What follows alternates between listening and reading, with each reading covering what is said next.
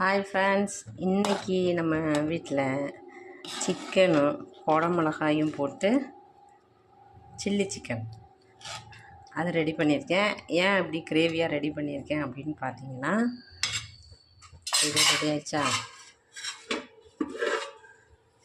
பாருங்கள். சீரக சம்பாவில் ஜீரா ரைஸு பண்ணுறேன்.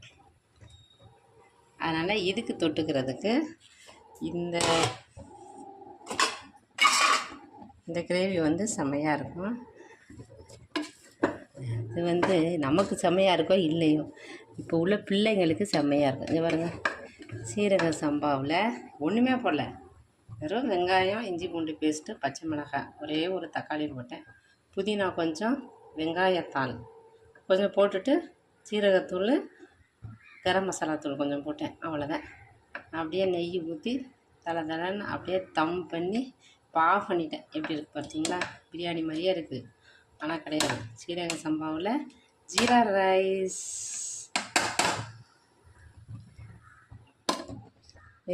இது நல்லா காரமாகவும் இருக்கும், ஏன்னா பச்சை மிளகாயும் சேர்த்துருக்கேன். காரமாகவும் இருக்கும், லைட்டாக புளிப்பாக இருக்கும், லைட்டாக ஸ்வீட்டாகவும் இருக்கும். அதனால் காம்பினேஷன் சூப்பராக இருக்கும். செஞ்சு பாருங்கள் உங்கள் வீட்லேயும். நல்ல காம்பினேஷனோட சூப்பரான சாப்பாடு அப்படின்னா விரும்பி சாப்பிடுவீங்க.